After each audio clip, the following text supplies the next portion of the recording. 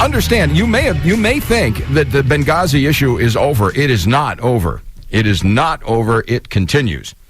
And of course, the IRS thing is, the flames are licking at the front door. In the meantime, we have a Nancy Pelosi. Heads up.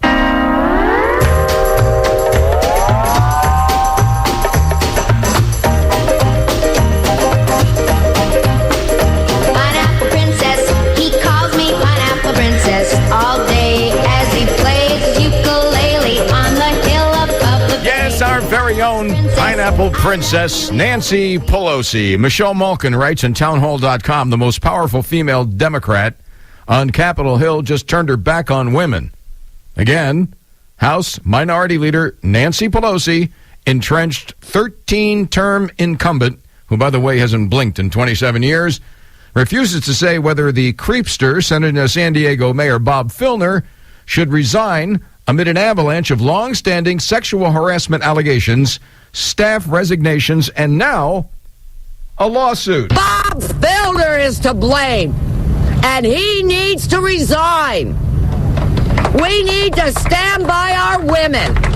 Well, we need to stand by our women as long as those women are advancing our narrative. Like, for instance, Sandra Fluck, who was presented as a poor waif who just wanted birth control and wanted a hearing before a congressional committee. So unannounced and unvetted, Nancy Pelosi tried to shove her up onto the dais. And, of course, naturally, that didn't fly because you can't do that. So the next day she held a press conference to make it look like a congressional hearing where Sandra Fluck started the war on women.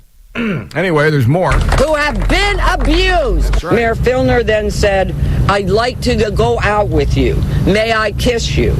Immediately upon asking whether he could kiss me, Mayor Filner grabbed me and kissed me. On the sidewalk, the mayor suddenly, in clear view of anyone who might pass by, grabbed and kissed her, jamming his tongue down her throat.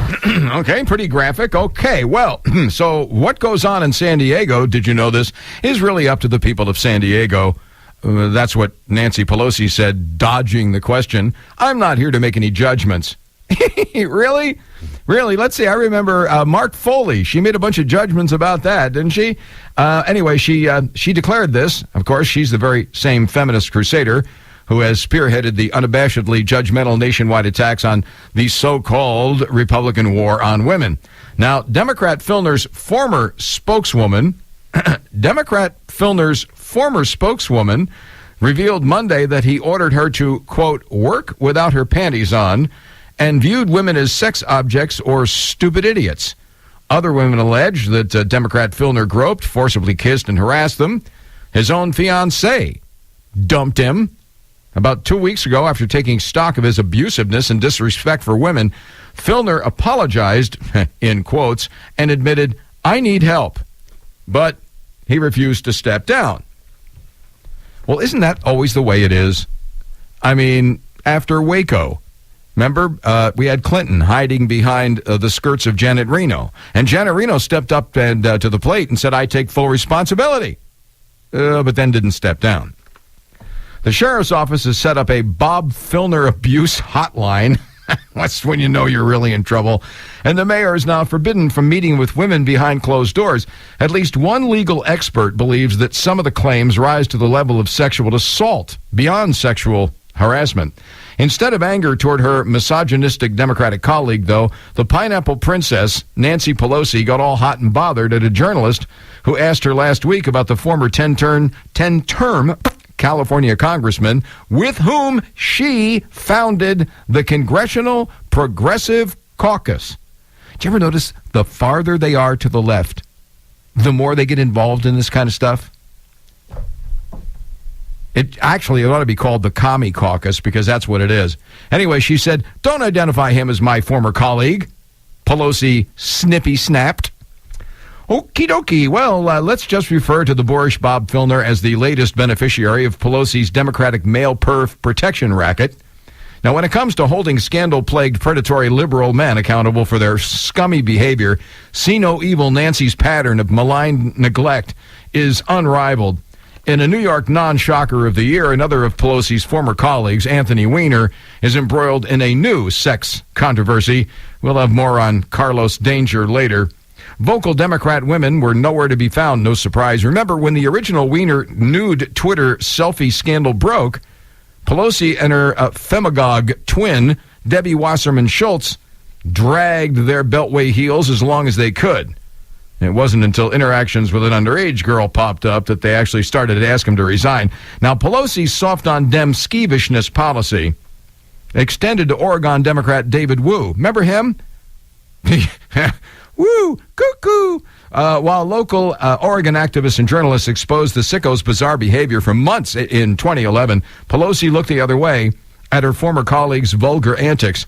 The 7-term liberal congressman made national headlines after his own mortified staff revolted against their Tigger costume-wearing, drunk-texting boss. Hey, what a crowd. What a crowd. I'll tell you what. I got no respect at all. Wu's closest advisors demanded that he seek treatment.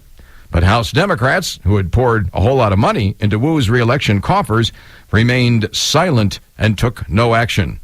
Cue the crickets. As noted at the time, Wu's sexually aggressive, alcohol-addled, and erotic outbursts stretched over decades. You remember Bob Packwood, the Republican who had to resign? And all he did was kiss a couple of women. He was the kissing bandit, right? Oh, but he had to go right away. Now, he admitted in 2004 that he engaged in inexcusable behavior as a 1970s undergrad at Stanford University, where school officials disciplined him after his ex-girlfriend told the campus police that he attempted to rape her and stifle her screams with a pillow after a breakup. I guess he just wanted it one more time, Yeah, honey, how about one for the road? Okay, only after the Oregonian newspaper published allegations by a teenage girl who complained for months to apathetic Capitol Hill officers of an unwanted sexual encounter with Mr. Wu, did Nancy Drain the Swamp Pelosi call for an investigation by the House Ethics Committee. Again, Mark Foley. Remember Mark Foley? It was 2006 when they took back the House of Representatives because of the culture of corruption. Nancy Pelosi, the culture of corruption. And what was Foley doing? Well, Foley was, I guess, texting a bunch of pages with, little racy texts and all that. As far as we know, he never actually did anything with them. Now, of course, the rap was that these guys were underage, and as we told you, after the damage was done and the media moved on, we found out that they were not underage at all. Of course, then again, there was Jerry Studs. Remember him? He actually did boink a bunch of these boys in the Capitol. He was reelected 9 times, and after being cleared, he got a standing ovation from the Democrats. So when you're a Democrat, it's different. Anyway, in a demonstration of equal opportunity callousness, Pelosi showed the same disregard for male victims of a Democratic lecture. Pelosi's office was told in October of 2009 by the chief of staff of the predatory former colleague Eric Massa, Democrat from New York, that the congressman's sexually harassing a whole bunch of young male staffers. Well, she dodged that bullet until finally she couldn't dodge it anymore. So whether she's carrying a gavel or just carrying water, Pelosi has served as a loyal apologist and a better of the Democrat Boys Club. What exactly will it take before voters finally turn this perv protector into a former colleague? Yep. Hey, Nancy, Ms. Feminist. Stop all you bitches. They better put our uteruses in a lockbox and keep their hands off them! And keep their hands off them! And keep their hands off them! And keep their hands off them! Somehow, when I listen to that, somehow I think that she really doesn't have anything to fear in this particular regard.